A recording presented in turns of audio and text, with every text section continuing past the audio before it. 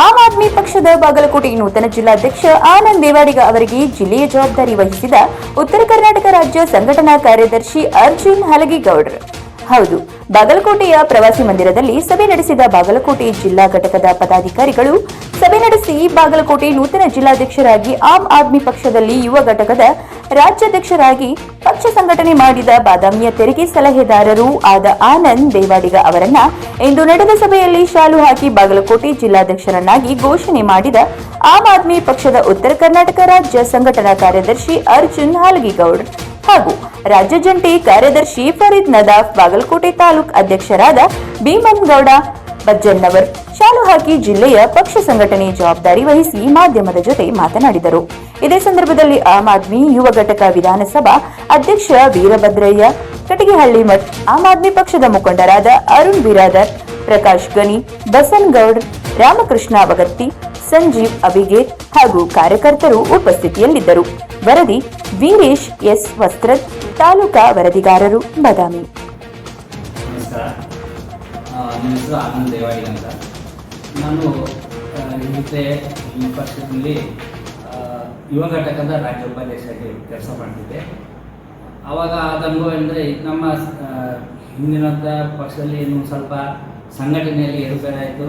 ನಮ್ಮ ಈ ಪಕ್ಷದಲ್ಲಿ ಕೆಲವರು ನಾನು ರಾಜ್ಯ ಉಪಾಧ್ಯಕ್ಷರಾಗಿ ಹೋದಾಗ ಹೇಳಿದರು, ಇಲ್ಲ ನಿಮ್ಮದು ಸಂಘಟನೆ ಸ್ಟ್ರಾಂಗ್ ಇಲ್ಲ, ಹಾಗೆ ಹೀಗೆ ಅಂತ ನಾನು ಕೆಲವೊಂದು ಮಾತನಾಡಿ ಕೇಳಿದೆ.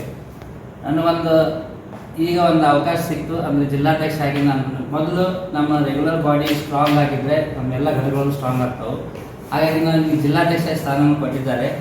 ಈಗ ನನ್ನ ಈ ಜಿಲ್ಲಾಧ್ಯಕ್ಷ ಸ್ಥಾನ ತಗೊಂಡ ಮೇಲೆ ನನ್ನ ಉದ್ದೇಶ ಏನಂದರೆ, ಪ್ರತಿಯೊಂದು ಗ್ರಾಮದಲ್ಲೂ, ಪ್ರತಿಯೊಂದು ಜಿಲ್ಲೆ, ತಾಲೂಕು ಎಲ್ಲ ಕಡೆಯೂ ಈ ಆಮ್ ಆದ್ಮಿ ಪಾರ್ಟಿಯನ್ನು ಬಲಿಷ್ಠಗೊಳಿಸಿ ಮತ್ತು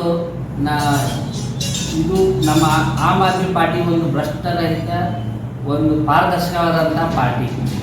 ಈ ಪಾರ್ಟಿ ಬಗ್ಗೆ ಯಾರು ಸಂಘಟನೆ ಇಲ್ಲ, ಅದು ಇಲ್ಲದೆ ಏನೇ ಮಾತಾಡಿದ್ರು ಎಲ್ಲರಿಗೂ ಒಂದು ಭಯ ಇದೆ. ಅದು ರೂಲಿಂಗ್ ಪಾರ್ಟಿ ಇರ್ಬೋದು, ಅಪೋಸಿಷನ್ ಪಾರ್ಟಿ ಇರ್ಬೋದು. ಯಾಕಂದರೆ ಇಲ್ಲಿ ಏನು ಬರ್ತಾರಲ್ಲ, ಇಲ್ಲಿ ನಿಯತ್ತಿದ್ದವರೇ ಉಳಿತಾರೆ. ಯಾಕಂದರೆ ಇಷ್ಟು ದಿವಸ ಕೆಲವರು ಬಂದರು ಹೋದರು, ಈ ಜೊಳ್ಳು ಕಾಳೆಲ್ಲ ಹೋದ್ರು, ಈ ಗಟ್ಟಿ ಕಾಳು ಉಳ್ದವು.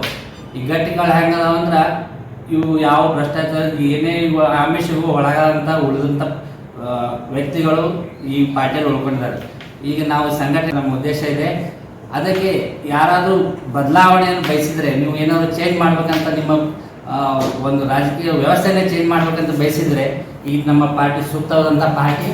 ಇದಕ್ಕೆ ನಾನು ಎಲ್ಲ ಯುವಕರಲ್ಲಾಯಿತು, ಯಾವುದೇ ಒಂದು ಜನರಲ್ಲಿ ವಿನಂತಿ ಏನಂದರೆ, ನಮ್ಮ ಪಾರ್ಟಿಗೆ ಜಾಯಿನ್ ಆಗಿರಿ, ನಮ್ಮ ಈ ಹೋರಾಟದಲ್ಲಿ ಸಾಥ್ ಕೊಡ್ರಿ. ನಾವು ಒಂದು ಪಾರದರ್ಶಕ, ಭ್ರಷ್ಟರಹಿತ ಒಂದು ಒಳ್ಳೆಯ ಒಂದು ಪಾರ್ಟಿಗೆ ಒಂದು ಸಪೋರ್ಟ್ ಕೊಡ್ರಿ ಅಂತ ಹೇಳ್ತಾ ನಾನು ಮಾಡ್ತೀನಿ.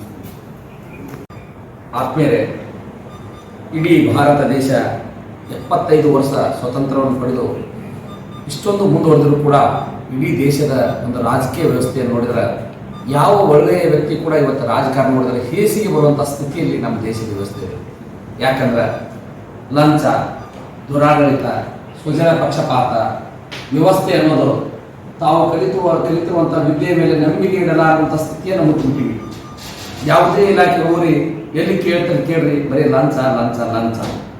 ದೇಶದಲ್ಲಿ ಸುಮಾರು 18,000 ಪಕ್ಷಗಳಿದ್ದರೂ ಕೂಡ ಲಂಚದ ವಿರುದ್ಧ ಹೋರಾಡಿದ ಏಕೈಕ ಪಕ್ಷ ಆಮ್ ಆದ್ಮಿ ಅಂತ ನಾನು ಹೆಮ್ಮೆಯಿಂದ ಹೇಳಲಿಕ್ಕೆ ಇಚ್ಛೆ ಪಡ್ತೀನಿ. ಯಾಕಂದ್ರೆ ಭ್ರಷ್ಟಾಚಾರ ವ್ಯವಸ್ಥೆಯನ್ನು ಅಡಗಿಸಲಿಕ್ಕೆ ಹುಟ್ಟಿದಂಥ 2009ರಲ್ಲಿ 2009ರಲ್ಲಿ ಇಂಡಿಯಾ ಅಗೇನ್ಸ್ಟ್ ಕರಪ್ಷನ್ ಅನ್ನುವಂಥ ಒಂದು ವ್ಯವಸ್ಥೆ ವಿರುದ್ಧ ಹೋದಾಗ, ದೇಶದಲ್ಲಿ ಭ್ರಷ್ಟಾಚಾರವನ್ನು ನಿಲ್ಲಿಸಲಿಕ್ಕೆ ಪಣ ತೊಟ್ಟಾಗ ರಾಜಕಾರಣಿಗಳು ನಮ್ಮ ಪಾರ್ಟಿ ಮುಖಂಡರಿಗೆ ಅವಾಗ ಚಾಲೆಂಜ್ ಮಾಡಿದರು, ನಿಮ್ಗೇನಾದರೂ ತಾಕತ್ತಿದ್ರೆ, ನೀವೇನಾದರೂ ಭ್ರಷ್ಟಾಚಾರ ನಿಲ್ಲಿಸಲಿಕ್ಕೆ ವಿಚಾರ ಇದ್ದರೆ ಅದನ್ನ ಬರೀ ಕತೆ ಹೇಳೋದಲ್ಲ, ನೀವು ನಿಜವಾಗಿ ಒಂದು ಆಡಳಿತ ಮಾಡಿ, ರಾಜಕೀಯ ಮಾಡಿ, ಸಕ್ಸಸ್ ಮಾಡಿ ತೋರಿಸ್ರಿ, ಆವಾಗ ಮಾತ್ರ ನಿಮ್ಗೆ ಹೌದಂತೀವಿ ಅಂತ ಕರೆ ಕೊಟ್ಟರು. ಆವಾಗ ಸನ್ಮಾನ್ಯ ಗೌರವಾನ್ವಿತ ಅಣ್ಣಾ ಹಜಾರೆ ಅವರು ರಾಜಕೀಯ ಬೇಡ, ಅದು ಕೆಟ್ಟದ, ಅಲ್ಲಿ ಹೋಗೋದು ಬೇಡ ಅಂತ ಹೇಳಿದರು.